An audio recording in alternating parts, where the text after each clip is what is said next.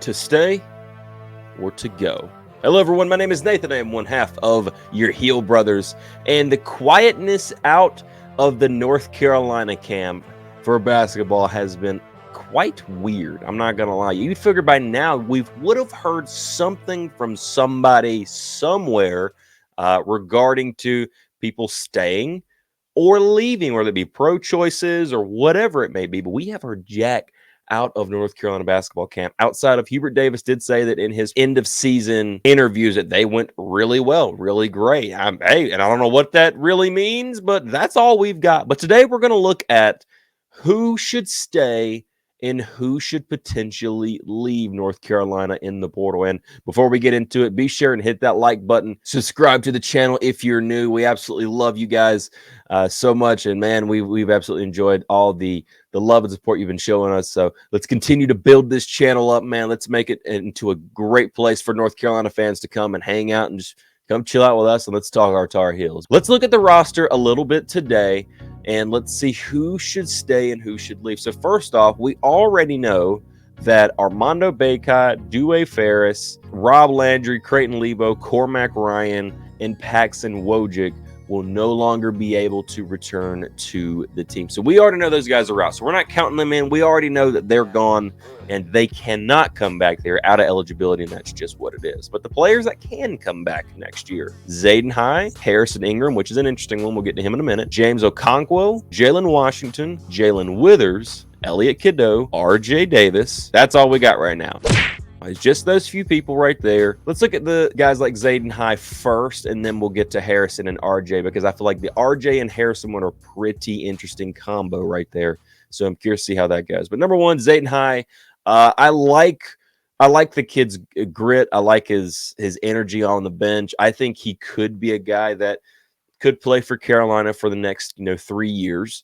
And he probably won't see the floor all that much, but he actually saw the floor early in the year quite often. It surprised me, actually. He would get a minute, two here and there, just about not every single game, but most games. And he came in with great energy, came in with some intensity. He did have the stigma coming in, or the tag on him, I guess you could say, that he was going to be a project when he came into North Carolina. Now, he's not as much of a project as they projected him to be, I don't believe. He's got to get better with fouling and everything, but I do think that he could be a guy that could kind of help this team, in some games that they're leading pretty heavily into, and maybe every once in a while, a minute or two off the bench during the middle of a game, he comes in. You can't question his hustle and his heart. He's definitely got it, and he's a big time energy guy off the bench. So I think for Zaden High, if he wanted to go get more playing time, obviously he needs to transfer, but I just don't get that sense out of him. I feel like he's a guy that loves Carolina, is enjoying being a part of the culture here, and I think he's going to stay personally. So let's move on to James Okonkwo. Now, this one's one that's very interesting. He came in to be a backup center for the team this year. We already knew that Armando Bacot was having some injury issues, unfortunately, but that is what it is, and they wanted to have some type of player to come in and help with that. And Okonkwo came in, didn't play a whole lot. He was third behind Armando and Jalen Washington, and he's a guy, in my opinion, that probably should and will transfer. He played a good, from what I could understand, he played a pretty decent amount at West Virginia, and I have a feeling he probably wanted to play more for us. The talent's just not there. He's also 6'8", so he's undersized, and he doesn't have a really like a 3-point game or a four. He can't play like a four. So I honestly believe that if there is one that's going to leave, I do think it will be Okonkwo to go find another school to be able to, and to see if he can get some more playing time. The kid played before, and I'm pretty sure he probably wants to play again. But if not, I'm sure there'll be a spot there waiting for him. I just don't know if he'll see the floor hardly at all for Carolina outside of some very big lopsided wins, like we saw him this year. Let's move on into Jalen Washington. Now, I fully expect Jalen Washington to come back this year. However, there has been a little bit of talk that's floated out there, and I've even kind of thought about this a little bit throughout the season myself, that Jalen is currently number 2 behind Armando, but I don't think it's a secret that North Carolina is definitely going to be looking for a big center in the portal this year. And I think that they should, because, Jaylen Washington, I love Jaylen. You guys know, if you guys have watched anything from the basketball season, you know that I absolutely love Jaylen and I want him to be a great player. But 2 things. Number 1, he's still got to get over his injury problems that he had back in high school. That's number 1. But number 2, he's got to get stronger and also quicker, because if he doesn't, he is going to get beaten down there by a lot of these more athletic centers that are in the NCAA right now, and especially in the ACC. So I'm curious to see what happens with him. I do expect him to come back, but considering that Carolina will be going after a center in the portal, if he left, would it really surprise me? Kinda, but not really. So I'm curious to see how that happens with him. I want Jalen to come back. I think he's a guy that could potentially be a stretch 5 for this team. And, North Carolina's not really had that. And I think that would be a really cool addition, especially the way Hubert wants to play this offense. So I'm curious to see how that goes. I expect Jaylen Washington to come back, but keep an eye on him as a guy that could potentially leave if Carolina does get center happy this portal season. So let's move on to Jaylen Withers. Now, I really, really hope that Jaylen Withers does not get the same treatment that Caleb Love got. Okay, I understand people are mad at him right now because he took that 3 against Alabama. If it goes in, we're not having that conversation. If Caleb's Love doesn't go in at all, people probably want to get rid of him after the Final Four year, the championship run year. It just didn't fall. It is what it is. Is it a shot that you want to be taken? No, but it happened. It's over with. It's done. If it goes in, we're not having this conversation. But Jaylen Withers, in my opinion, was really productive coming off the bench. Had a slow start to the season, but came really productive off the bench there. And I don't think, you're going to be able to find another bench player to come in and has the experience that he has and be able to give you the same type of performance. So if I'm Hubert Davis and I'm this North Carolina team, I want to keep Withers on the team because he really started to peak there towards the end of the season. Felt like he was really getting his confidence, and he played really well in the first 2 games of the NCAA tournament for sure, and even throughout the ACC tournament there. So I want to see him back with this team again. A great piece coming off the bench. Obviously, if he wants more playing time, he's going to have to leave and go somewhere else.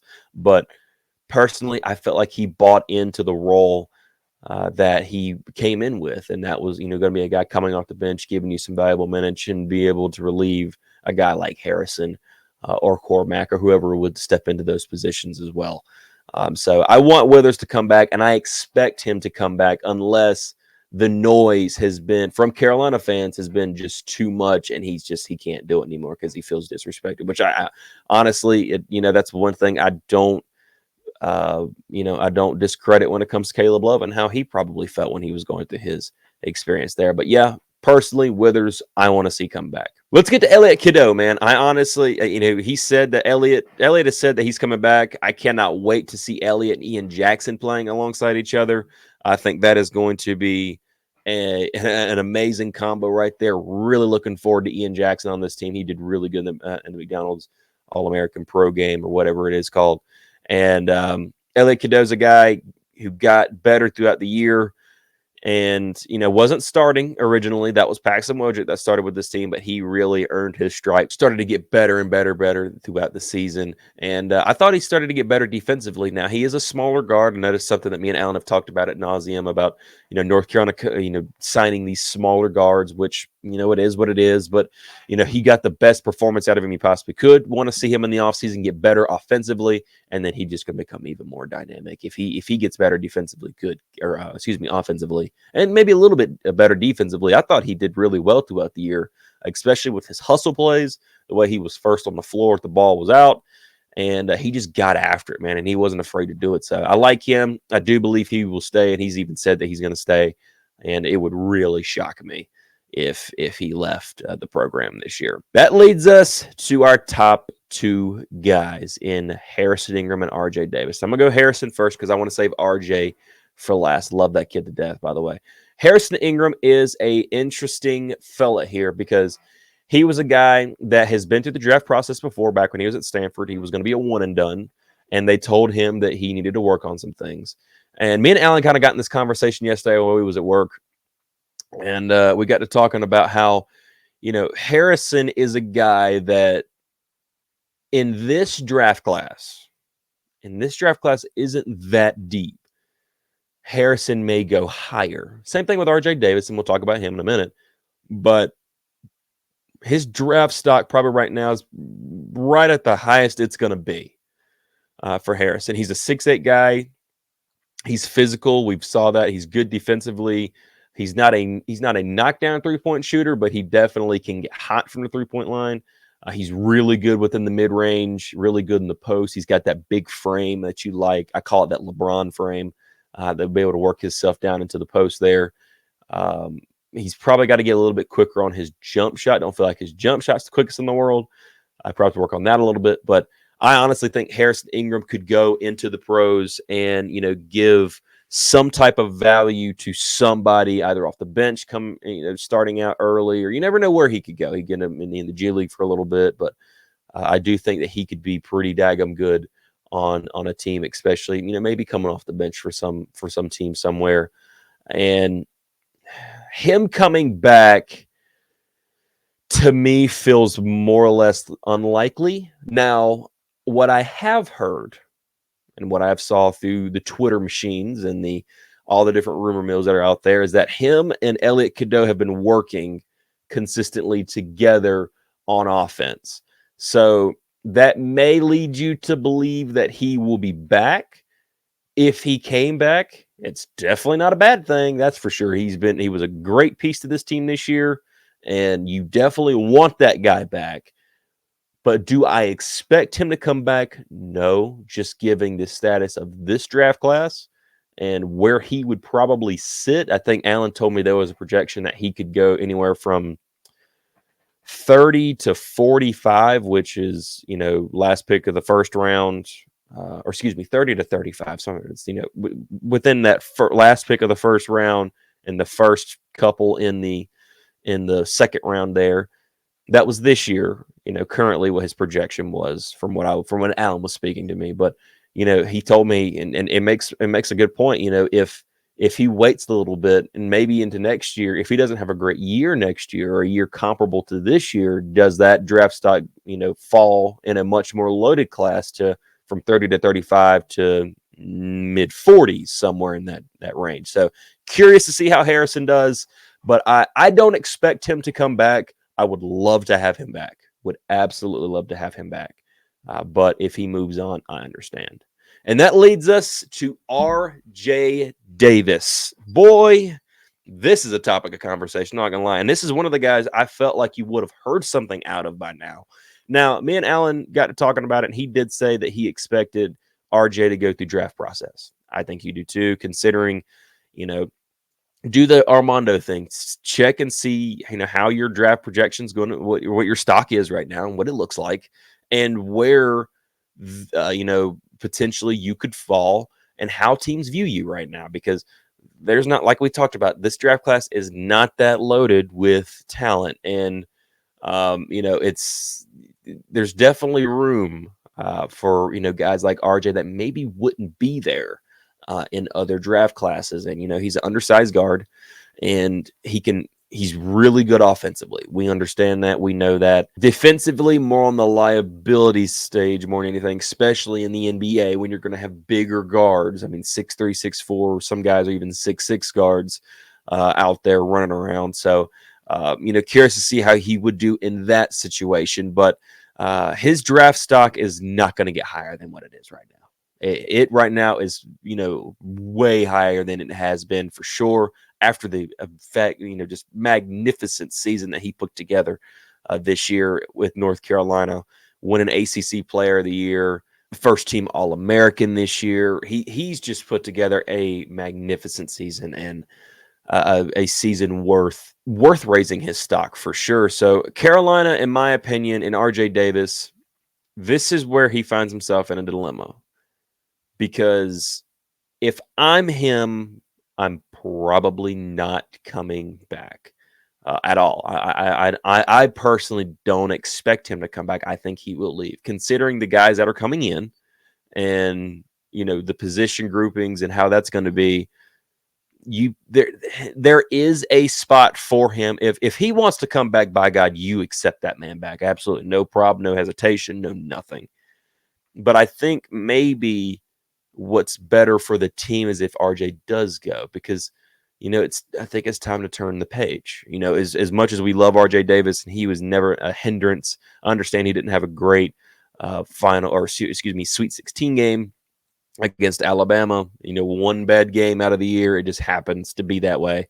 But I feel like with his projection and what he wants to do in the future, he definitely needs, if he wants to pursue basketball as his future career in the NBA, he needs to go now. And I think that he'll go, and I don't know where he'll be drafted, but it would be interesting to see where he would be. I would love to see him if he goes into the first round or second round or whatever it may be. I would just love to see how this guy ends up doing it. And don't count the fella out. Don't count him out. I think he could be good. Definitely going to see how that defense gets throughout his time over there. But do I expect North Carolina to retain RJ Davis? Probably not. I do expect him. I don't think he'll transfer. I think it's either he stays at Carolina or he just goes to the draft. I think that's what it is. So the only players I honestly see that should and probably will leave is Okonkwo. Outside of that, we didn't even talk about Seth Trimble. Oh my gosh, didn't even talk about Seth Trimble. I completely missed him down there at the bottom. Holy smoke. Seth Trimble, guy, I think personally he should look at the NBA draft process. Not because you want to lose him, but just because teams are going to want him. He's a 6'3" guard. All right, so decent, kind of smaller. Steph Curry 6'3". I mean, think about that for a second. He's not the biggest guy in the world, but by God, can he not defend? I've given him the comparison of a Patrick Beverley that's a little bit better offensively and doesn't talk as much. Isn't going to give you as much distraction. He can go out there. He can lock down a guy. He can go out there and block guys way bigger than him. We saw him blocking a guy that was 6'8", 6'9", that was going up for a layup. You saw that. You can see him get to the rack. He can dunk the ball. And I think NBA teams are going to want him probably somewhere in that second round as just a defensive guy, purely a defensive guy. And, he's a guy that can give you some offense, kind of fares away from it a little bit, but he's definitely a guy that I think NBA teams will want. And if I'm him, maybe you look at the draft process as well and just kind of see, if anything, just to get some perspective and see how you want to do. This is if he wants to continue on with basketball after his days at North Carolina are done.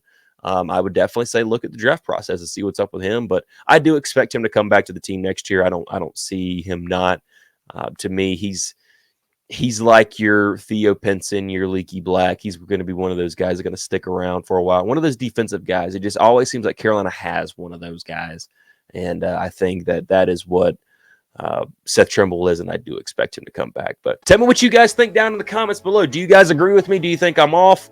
What do you think? Maybe you're hearing different things on the inside than I am. So if that's the case, by God, put them down there in the comments section. If you've enjoyed this video, be sure and hit that like button. Subscribe if you're brand new to the channel and hang out with us as we always talk our Tar Heels, and we absolutely enjoy having you guys out, man. But anyway, thank you all for watching. Thank you all for being here, and go Heels.